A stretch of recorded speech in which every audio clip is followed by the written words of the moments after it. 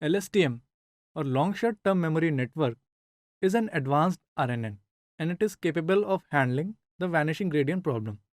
At a high level, an LSTM works pretty much like an RNN cell, but it is the internal functioning of different components of LSTM that makes it different from RNN.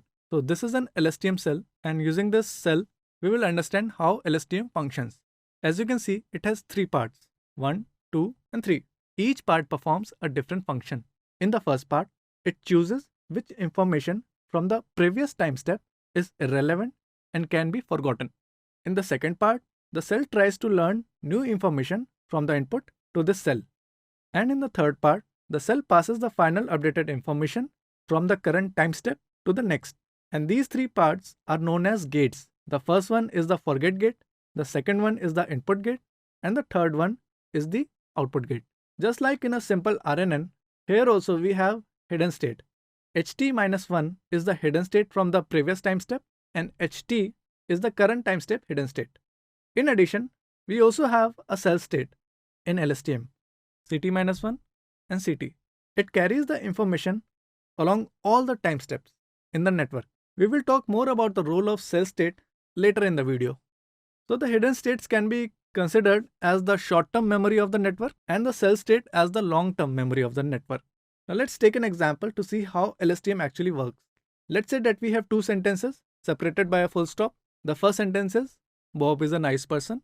The second sentence is, Dan, on the other hand, is evil. In the first sentence, we are talking about Bob. And as soon as we encounter this full stop, we start talking about Dan. So when we move from first sentence to the second sentence, ideally the network should realize that we are not talking about Bob anymore and the new subject of interest is Dan. So the forget gate can be helpful to forget about Bob as soon as we move to the second sentence. So this is our gate number 1. Let's see how forget gate works. Now this equation might look intimidating at first, but do not worry, it is going to be very intuitive. Here xt is the input from the current time step, uf is the weight matrix associated with input, ht-1 is the hidden state from the previous time step, and wf is the weight matrix associated with this hidden state. And this is the sigmoid function. So ft is going to be a number between 0 and 1.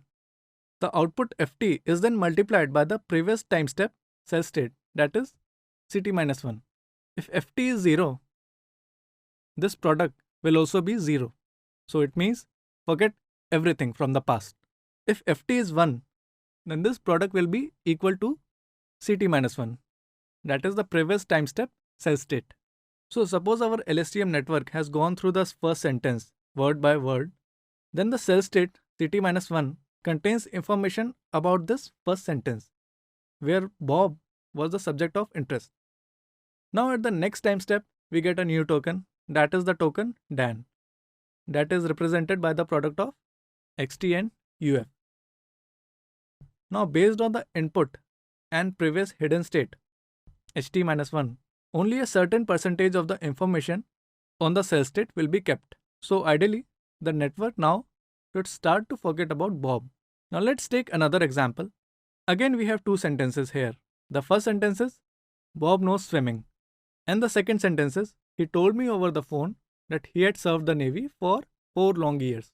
So in both the sentences, we are talking about Bob. However, we get different kinds of information about Bob in these two sentences. In the first sentence, we get the information that Bob can swim. In the second sentence, we get the information that he used a phone to convey his message that he was in the Navy as well. Now just think about it. Based on the context in the first sentence, which information is critical in the second sentence? First, he used a phone to tell that he knows swimming, or he has served the Navy in the past. So in the context, it doesn't really matter whether he uses a phone or an email or some other medium of communication to pass on his message. This is not that important. But the fact that he was in the Navy is an important information. And this is something we want our model to remember. And this is the task of the input gate. That is to quantify the importance of the new information carried by the input.